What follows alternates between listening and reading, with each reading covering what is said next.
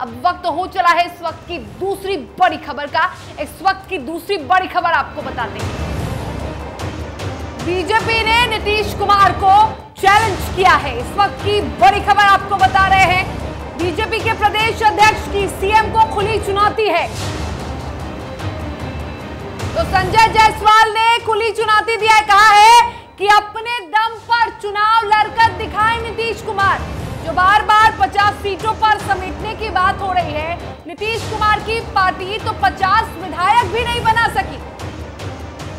चलो इस खबर पर अधिक बातचीत करेंगे। हमारे साथ जेडीयू के मुख्य प्रवक्ता नीरज कुमार जुड़े हुए हैं।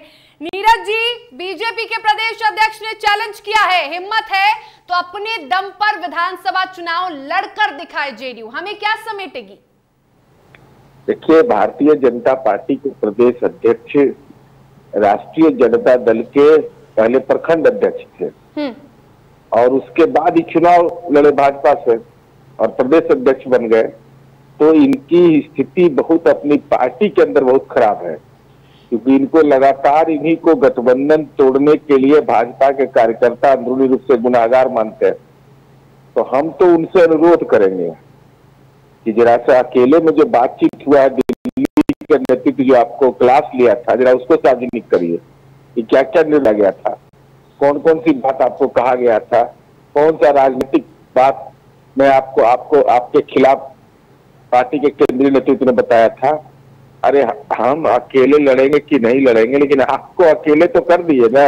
और जो चैलेंज उन्होंने दिया है, वो उन्होंने जो चैलेंज किया है कि हमें 50 सीटों पर समेटने की बात करते हैं, पहले कम से कम 50 विधायक बना रही, क्या उस चैलेंज को एक्सेप्ट करेगी जेडीयू?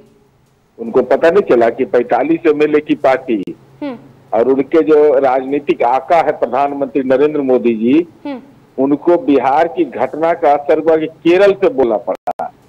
आप समझिए, कहाँ बिहार कहाँ केरल, इसका असर इतना दूर तक दिखाई पड़ा है कि प्रधानमंत्री जी को बिहार के घटनाक्रम पर परोक्ष या अपरोक्ष रूप से केरला में बोलना पड़ा। तो बिहार 45 एमएलए की पार्टी हमारी है ना, हम कहाँ कह रहे हैं कि अब 145 है। एक दिन स्टार में टोपी पहन के गए, अब भाजपा को टोपी पहना दिए कि चलो सत्ता से बाहर चलो।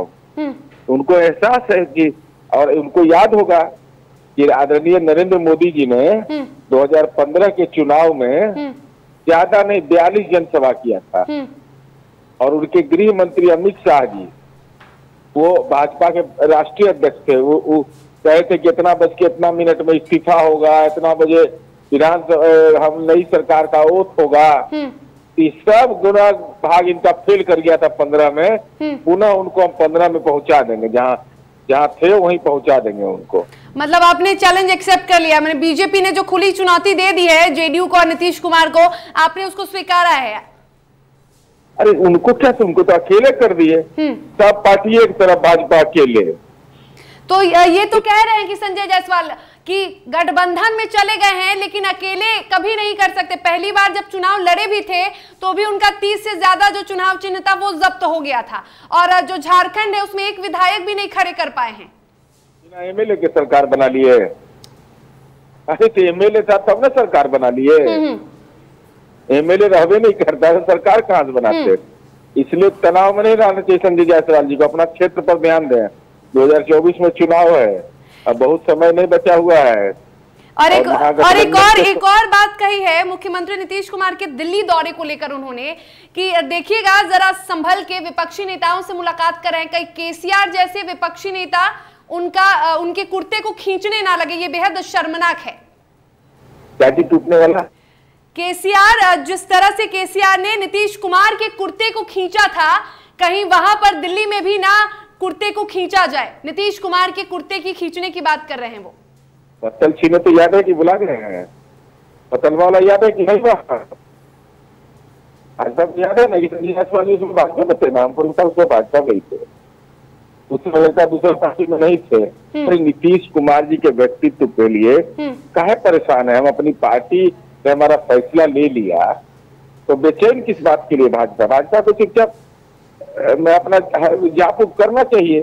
अरे अपना काम करिए ना, हम अपना काम कर रहे हैं, आप अपना काम करिए, बेचैन मत होइए। कौन किसको क्या करेगा, ये तो जनता तय करेगी 2024 में। अभी जो है चैन में रहना चाहिए। हम लोग कम से कम चैन में आ गए। अब चैन में आ गए और वो कह रहे हैं कि जो सपना देख रहे हैं मुख्यमंत्री, तिरंगा फहरा के जो सोचे हैं कि बैठेंगे, लेकिन वो सपना पूरा नहीं होने वाला है उनका कभी। तिरंगा किसके हाथ में अच्छा लगेगा? जो स्वतंत्रता सेनानी का बेटा होगा, तिरंगा उसके हाथ में अच्छा लगता है। जिसने देश की आजादी की लड़ाई में भूमिका अदा नहीं की। संजय जायसवाल जी के पूर्वज लड़े हैं कहीं आजादी की लड़ाई में। नीतीश कुमार जी के पिताजी तो स्वतंत्रता सेनानी रहे हैं, उनको ये सब इतिहास भूगोल की जानकारी नहीं है। चलिए बिल्कुल। तो संजय जायसवाल को कहीं ना कहीं उनके चैलेंज को भी एक्सेप्ट किया है और जो संजय जायसवाल ने तंज कसा था उस तंज का बखूबी जवाब दे दिया है नीरज कुमार ने और कहा है कि जिस तरह से वो तंज कस रहे हैं, जरा आप पहले अपने आप को देखें, अपनी पार्टी पर ध्यान दें और अब हमें चैन मिला है, ये कहा है नीरज कुमार ने। तो चलिए, जिस तरह से संजय जायसवाल ने बयान दिया, एक बार फिर से चाहेंगे कि जो चैलेंज, खुला चैलेंज उन्होंने दिया था, उस चैलेंज को जरा हम सुना देते हैं आपको। अच्छा रहता कि नीतीश जी यह बयान देते कि अगले चुनाव में वह 50 विधायक बना पाए। जो पार्टी 50 विधायक भी अपने यहाँ प्रदेश में नहीं बना सकी, जिस पार्टी का एक विधायक बगल के झारखंड में नहीं है, जिस पार्टी का बिहार में आज तक 8 बार मुख्यमंत्री रहने के बावजूद अपने दम पर कभी चुनाव नहीं लड़ सके और गलती से एक बार 2014 में लड़े तो केवल 40 में 36 स्थानों पर जिस पार्टी की जमानत जब्त हो गई, वह इस तरह का दिवा स्वप्न जरूर देखे। मुख्यमंत्री जी का दिल्ली दौरा है, इस पर क्या कहना है?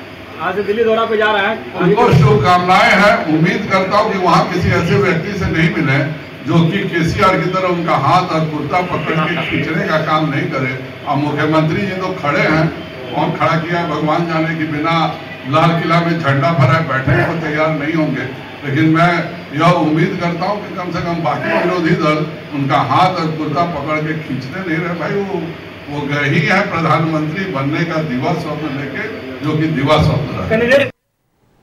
चलिए, तो ये था संजय जायसवाल का चैलेंज और उस पर जवाब दिया है जेडीयू के मुख्य प्रवक्ता ने। क्या कुछ कहा बातचीत में भी आपने सुना। तो बयानबाजियों का दौर, तो चैलेंज करने का दौर तो लगातार शुरू हो चुका है और ये तब तक खत्म नहीं होगा जब तक बिहार की राजनीति में फिलहाल कोई सत्ता परिवर्तन नहीं हो जाता। लेकिन अभी दूर दूर तक इसके कोई आसार नहीं दिख रहे हैं। लेकिन राजनीति है, क्या शाम और क्या सुबह कुछ पता नहीं चलता है। लेकिन फिलहाल आपको बता दें कि बयानबाजियों का दौर अभी थमने का नाम नहीं ले रहा है। इसी के साथ बड़ी खबरों के सफर में हमें दे इजाजत और आप देखते रहे DTV भारत। नमस्कार।